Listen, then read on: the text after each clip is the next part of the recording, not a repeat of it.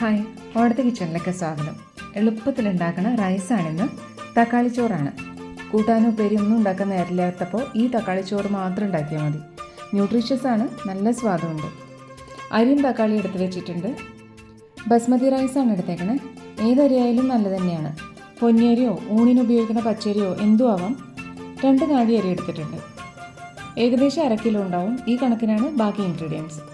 4 തക്കാളി, ഫ്രഷ് ആയിട്ടുള്ള നല്ല നിറമുള്ള തക്കാളിയാണ്, ഇടത്തരം വലുപ്പത്തിൽ. ഇതിപ്പോൾ അരി 3-4 തവണ കഴുകി ഊറ്റി വെച്ചതാണ്. ചിലർ കുറച്ച് നെയ്യിലിട്ട് ചൂടാക്കി എടുക്കാറുണ്ട്. അല്ലെങ്കിൽ അരമണിക്കൂർ വെള്ളത്തിലിട്ട് വെച്ചിട്ട് പിന്നെ വേവിക്കും. അതും അല്ലെങ്കിൽ കഴുകി കോട്ടൺ തുണിയിലൊക്കെ വിരിച്ചിട്ട് വെള്ളം വലിയിക്കും. നമുക്ക് ടൊമാറ്റോ റൈസിന് അങ്ങനെയൊന്നും വേണ്ട. കഴുകി വെച്ച് വെള്ളം തിളയ്ക്കുമ്പോൾ ഇട്ട് വേവിച്ചാൽ മതി. കൂടുതൽ വെള്ളം വെച്ചിട്ടുണ്ട്. ചോറിലേക്ക് വേണ്ട ഉപ്പിട്ടു. 1 ടേബിൾ സ്പൂൺ വെളിച്ചെണ്ണ ഒഴിക്കാം. ഒട്ടിപ്പിടിക്കാണ്ടിരിക്കാനാണ് അരി. ഇനി കഴുകി വെച്ച അരിയിടാം. കുക്കറിലാണ് വേവിക്കണമെന്ന് വെച്ചാൽ വെള്ളത്തിൻ്റെ അളവ് കൃത്യമാണ്. ഇങ്ങനെയാവുമ്പോൾ ഇടയ്ക്ക് വേവ് നോക്കാനും പറ്റും, എളുപ്പമാണ്. മുഴുവനും വെന്ത് വരണ്ട, 1/4 ഭാഗം വേവ് മതി.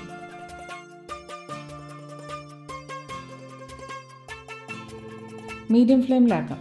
വെള്ളം വേഗം തിളയ്ക്കാൻ വേണ്ടി നമ്മൾ ഹൈ ഫ്ലെയിമിൽ വെച്ചിരുന്നു.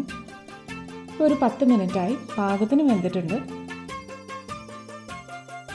പ്രസ് ചെയ്യുമ്പോൾ സോഫ്റ്റായി വരുന്നുണ്ട്, പക്ഷേ ഉടഞ്ഞിട്ടുമില്ല.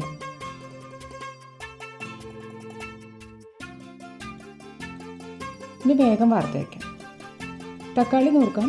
നടുമുറിച്ച് കഷ്ണങ്ങളാക്കാം. ഇത് ബാംഗ്ലൂർ തക്കാളിയാണ്. പുളിയില്ല അധികം, നല്ല കളറുമാണ്. നമുക്ക് മെയിൻ ഫ്ലേവർ വേണ്ടത് തക്കാളിയുടെ തന്നെയാണ്.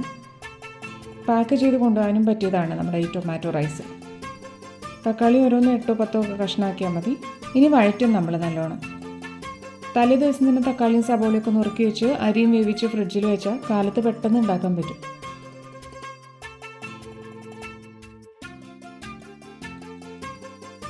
രണ്ട് നാഴി അരിയുണ്ട്, അതുകൊണ്ട് 3 ടേബിൾ സ്പൂൺ വെളിച്ചെണ്ണ പാകവും.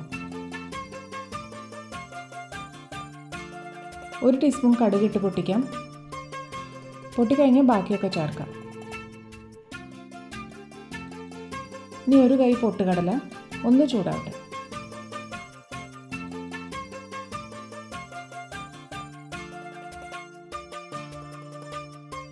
ഒരു കൈ നിറയെ ഉഴുന്നുപരിപ്പ് ഉപയോഗിക്കാം. ഒന്ന് റോസ്റ്റായ മണം വരണം.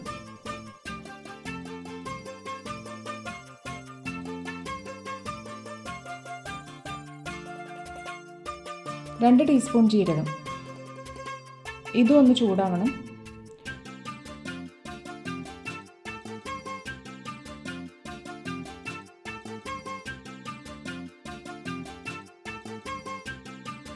മൂന്ന് ഇഞ്ച് ഇഞ്ചി കഷ്ണം പൊടിയാക്കിയത്. വലിയ പാത്രത്തിലാണ് ഉണ്ടാക്കണത് നല്ലത്. ചോറും കൂടി ഇട്ടിട്ട് അവസാനം നമുക്ക് ഇളക്കണത്.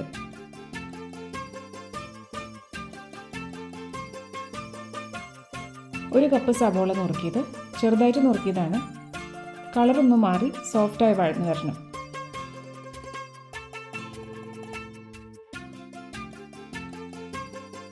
രണ്ട് കൊത്ത് കറിവേപ്പില.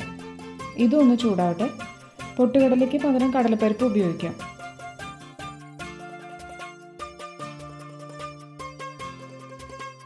മൂന്ന് പച്ചമുളക് ചെറുതായിട്ട് നുറുക്കിയത് ചേർക്കാണ്.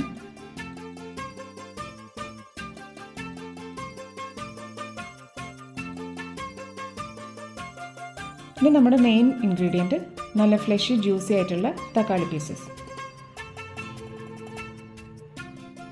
ഇത് വഴന്നിട്ട് തൊട്ട ഉടയണ പോലെ ആവണം.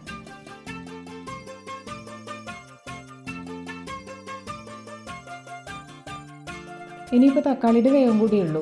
അടച്ചു വയ്ക്കുകയാണെങ്കിൽ ഫ്ലെയിം ലോ ആക്കിയിട്ട് വെക്കാം. ആവി വന്നിട്ടുണ്ട് നല്ലോണം. 1 മിനിറ്റൊക്കെ അടച്ചു വെച്ചപ്പോഴത്തേക്കും വെന്തു.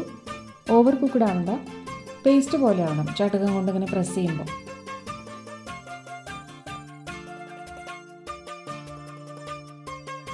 ഒരു ടേബിൾ സ്പൂൺ കൂടി വെളിച്ചെണ്ണ ഒഴിക്കാം. അരിയുടെ അളവ് കൂടുതലുള്ളതുകൊണ്ടാണ്.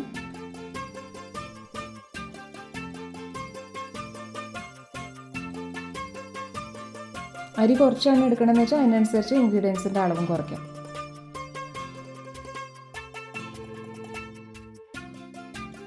മഞ്ഞൾപ്പൊടി 1/2 teaspoon, 1 heat teaspoon Kashmiri chilli powder, 1/2 teaspoon കായപ്പൊടി.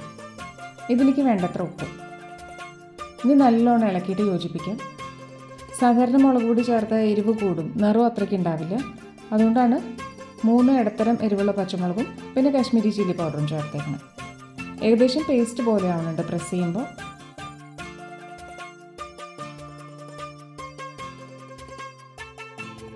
ഇനി ചോറ് ചേർക്കാം. ശരിക്കും പാകത്തിന് തന്നെയാണ് വെന്തേക്കണേ. ഉതിർന്ന് ചോറ് മുഴുവനും വഴറ്റിയതിലേക്ക് ഇടാം. ഉടയാണ്ട് ഇളക്കാം. ഇപ്പോഴും ചെറിയ തീയിൽ തന്നെയാണ്.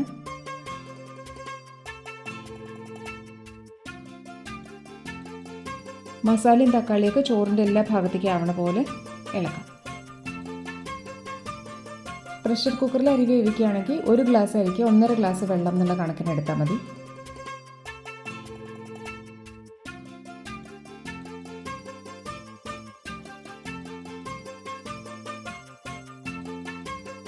ഒരു വിസിൽ വരുമ്പോൾ ഓഫ് ചെയ്തിട്ട് സ്റ്റീം മുഴുവൻ പോയി കഴിഞ്ഞ് എടുക്കും.